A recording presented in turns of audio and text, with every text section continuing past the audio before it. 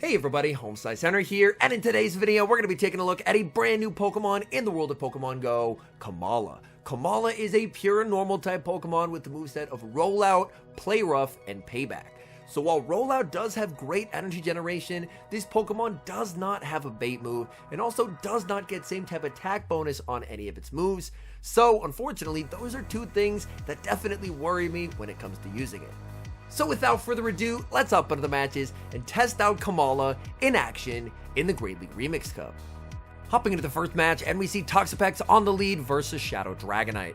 Now, Shadow Dragonite, of course, is way glassier than Toxicroak, but Shadow Dragonite's fast move pressure is no joke. Dragonite is going to strike first, going for the Dragon Claw. That does quite a bit of damage. I'm going to bait with the Brine, but my opponent makes a very nice catch, catching the Brine bait onto their Shadow Snorlax. But now I'm going to send in Komala. Komala double resisting the licks, and I make it to the payback here. Komala only has nuke moves. They do not respect it, and Snorlax gets KO'd. Is the opponent going to send back in the Dragonite? They are. Dragonite taking super effective damage from the rollouts here, but rollout does not deal a lot of damage as a move. Dragon Claw will be shielded. Can Komala get the farm down here? Yes, it can. Denying Dragonite the move. In the back, it is an Alolan Marowak. I fire off the payback. This time they will shield, but switch timer's up, so I can send in Dewgong. Dewgong will be able to absorb any charge move here from the Shadow Alolan Marowak, and then begin to start firing off drill runs. At this point, it feels like my lose con is my opponent calling an Icy Wind bait, so I full send the drill run. They do end up shielding there, but I should be in a pretty comfortable spot of being able to reach the double drill run here. Drill run will deal massive damage onto the AWAC. AWAC trying to farm down, but they cannot, and that's a good game. We see the Dream lead in the next match, Toxapex into Whimsicott. Opponent will immediately save switch into Diggersby, and I have a great response available with Dewgong.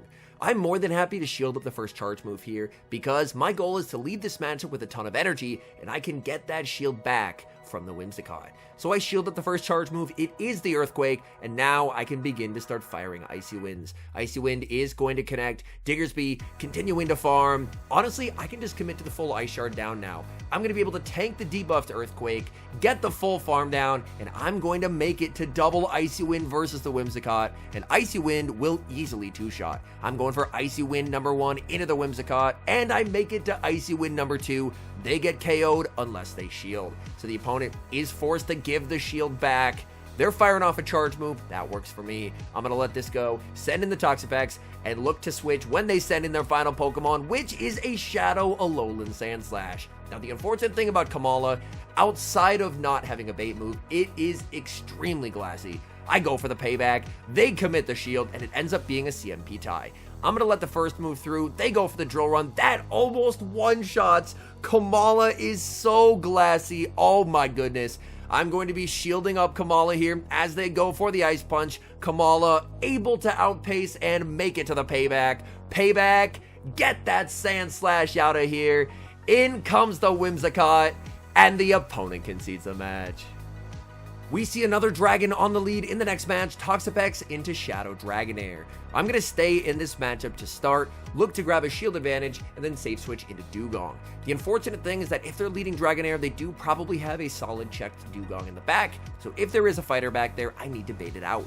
So I'm going to build up to the Sludge Wave and bait with the Brine. Shadow Dragonairs love to shield. Now I can send in the Dewgong, and in comes Scrafty. I did need to bait out the Scrafty there, as Scrafty and those boosted counters would absolutely shred through Komala. I'm firing off the Icy Wind here. Icy Wind will do some solid chip damage and get that ever important attack debuff, bringing their attack back to 0. Opponent ends up throwing on alignment there, giving me an entire Ice Shard for free, and that will allow me to make it to the Drill Run.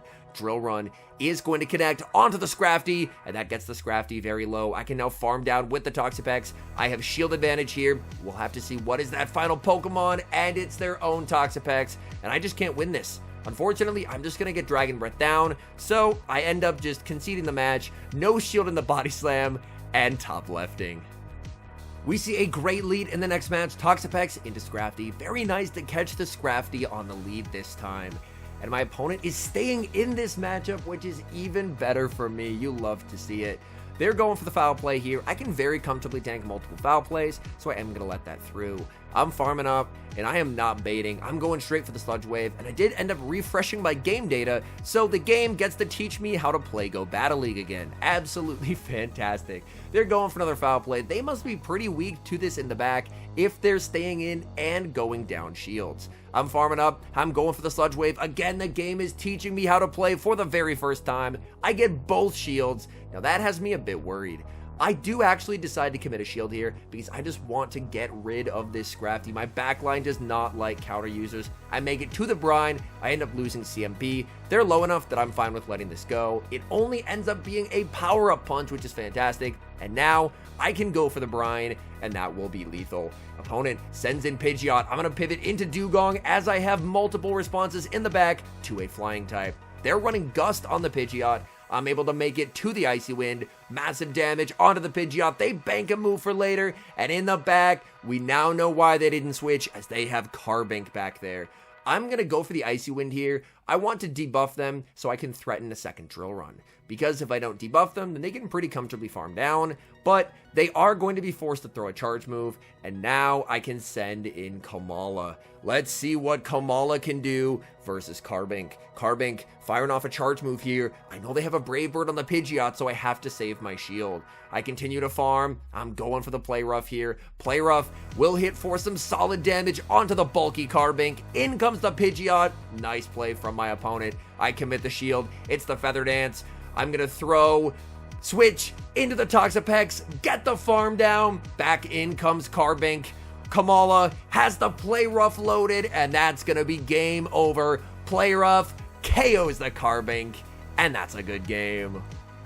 Picking up a tough lead in the next match, Toxapex into Shadow Golbat. Definitely not a comfortable matchup for Toxapex due to the fact that the poison jabs, of course, are going to be resisted. They're also able to outpace. They end up overfarming slightly and going for the Shadow Ball. Shadow Ball does quite a lot of damage. I'm going to return fire with the Brine, and I'm debating, do I want to potentially try and make a catch onto Komala? I'm farming up with the Toxapex, go for the catch onto Komala, but my opponent shows great patience, hanging on to their energy, and now they go for the Poison Fang, and that does half of my health, and in comes Dubwool. I'm going to make it to the Payback here. Payback is going to absolutely smack that Dubwool. Oh my goodness, the damage. Now I can send in Toxapex. This is not enough for a Payback, so I'm going to let this go, but it's a Wild Charge out of nowhere. I get KO'd. And at this point, unfortunately, this is going to be a very difficult game to win. That Wild Charge was absolutely awful. I get the farm down of the Dubwool. We'll have to see what is that final Pokemon. I know that they do have energy stored on the Golbat.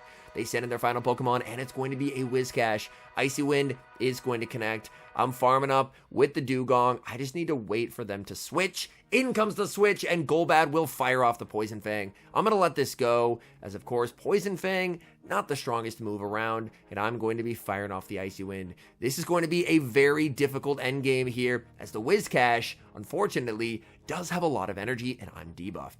I'm going to commit the shield here, throw one Ice Shard, go for the Icy Wind, but they have so much energy on the Whiscash. Mud Bomb will not KO. We're going to have to see. We need Dugong to be able to survive some mud shots here. Icy Wind into the Whiscash, gets the shield, but the Whiscash has too much energy, making it to the Mud Bomb. That KOs the Dugong, and that's game over. We see a Core Breaker on the lead in the next match, Toxapex into Empoleon. Empoleon, of course, does very well into both the Toxapex and the Komala, so I'm in a tough spot. I throw one Poison Jab, I decide to save switch into the Dugong, and I can tank a Drill Peck here. Opponent goes for a Hydro Cannon there. My guess is they just ended up misclicking, and that's a very unfortunate misclick for my opponent. I'm firing off the Drill Run that will be shielded by the Empoleon, and now I just have to watch for a potential catch. Empoleon often paired with flying types, so I just have to continually overfarm and just watch for any potential catch by my opponent. I am firing off the Drill Run here. Drill Run will be shielded, so my opponent is pretty weak to Dugong in the back, and I'm going to commit the shield. Again, I'm just going to look to farm up and watch for a potential catch. I'm farming up here with the Dugong. They go for the catch onto Amanda Buzz, and I'm able to hold on to my energy and throw the correct move, the Icy Wind. I can now send in Komala. Komala farming up, and Mandibuzz will fire off a charge move here. Mandibuzz goes for the foul play. Komala is just so glassy. Oh my goodness. I'm looking to farm up and fire off the Play Rough. Play Rough, of course, will easily be lethal, KOing the Mandibuzz. Opponent can send back in the Empoleon here, and honestly, I don't think I'm healthy enough to make a payback. Komala gets KO'd. Oh, that is unfortunate. And I'm going to be sending in the Toxapex here to absorb this energy. I know that I can safely tank moves here, and I'm saving the Icy Wind in case they have another flyer in the back, which they do. It's a Gliscor. I'm going to farm up till just before the Earthquake and snipe with the Icy Wind, denying my opponent so much energy on that Gliscor. In comes the Empoleon, and now I need to KO with resisted charge moves. I'm going for the Sludge Wave here. Sludge Wave is the stronger move. Of course, everything is going to be heavily resisted into the Empoleon. Empoleon is firing off the Drill Peck here. And now the question is, can we make it to the Brine? And the answer is yes. Brine KOs the Empoleon, as against all odds, we secure the win. We see a Nightmare lead in the next match. Toxapex into Jellicent. I save switch into Dugong, and my opponent switches out, and they send in Shadow Quagsire. Honestly, my opponent could have stayed in there, fired off a Shadow Ball to get some chip or shield advantage, and then sent in that Quagsire. So I'm pretty happy that they switched in the Quag right away, as I can potentially look to make a play for switch advantage. I actually throw the Icy Wind on alignment here, but that is intentional. As you're going to see, I'm able to barely outpace and get a second debuff off before they make it to their second Stone Edge, and now I can pretty comfortably Ice Shard down. They're going to be able to make it to the Stone Edge, but it's double debuffed. It's not going to be enough to KO. I will be able to tank the Stone Edge, no problem, and now I leave with energy to threaten the Jellicent, and I have one switch advantage, which means I get to align Komala onto that Jellicent. I land the Drill Run. I decide to go for the Icy Wind to limit the farm down, but my opponent knows my counts perfectly, and they throw the Surf to deny that energy. I send in Komala in the back. It is Golbat. I switch into the Toxapex, hoping to try and catch a Poison Fang, but my opponent shows great restraint, holding on to the energy, and they're firing off the Shadow Ball. I'm farming up with the Toxapex, going for the Brine just before they make it to Shadow Ball number 2. The nice thing is I can tank multiple Shadow Balls here, so I'm in a pretty okay situation. They're firing off another charge move. My opponent goes for a Poison Fang, and this is a terrific play by my opponent as they win CMP with the Shadow Ball, and due to me now being debuffed, I get KO'd. Absolutely terrific matchup knowledge by my opponent, and unfortunately, I'm not going to get the farm down before they debuff me. I'm forced to go for the payback here. In comes the Jellicent, and Jellicent has too much energy. They're going for the Surf. Surf gets me incredibly low, and I concede the match. Hopping into the final match, and we see a familiar lead, Toxapex into Shadow Dragonair. Opponent save switches into Toxicroak, so thank goodness they end up save switching the counter user, and considering I'm double weak to counter in the back, I'm just going to stay in here with the Toxapex. Toxapex farming up energy and firing off the Brine before my opponent is able to make it to the Mud Bomb. Brine will be shielded. Toxapex farming up, so is the Toxicroak. They're firing off a Mud Bomb, and I'm going to be committing the shield here. I'm looking to farm up, going for the Brine. Again, really looking to try and make a play for switch advantage here, as I would love to have my Dugong aligned onto the Dragonair. I farm up. I should now have the Brine. After this Poison Jab goes through, they go for the Mud Bomb, and I'm able to get the Brine. That is massive. Toxapex KOs the Toxicroak, but in comes Shadow Alolan Sandslash. They get a massive energy lead, and I think, unfortunately, Komala is going to be best served in this game as a damage sponge, as they're going to be able to very comfortably KO me here with the back-to-back Ice Punches. Unfortunate end for Komala, but I'm hoping that Dugong can close this game for me. In comes the Dugong. I just have to avoid a Drill Run catch. If they catch the Drill Run, I lose the game.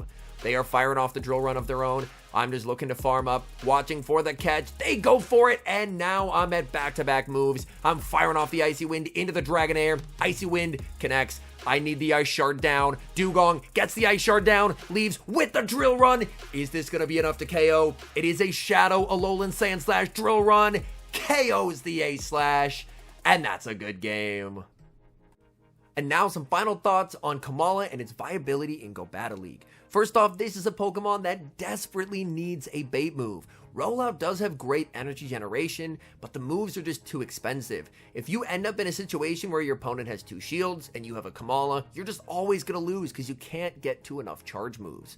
I don't know if it learns it in the main series, but something like Body Slam could be really nice because that way it gets a move that actually gets same type attack bonus and it finally gets a cheaper charge move.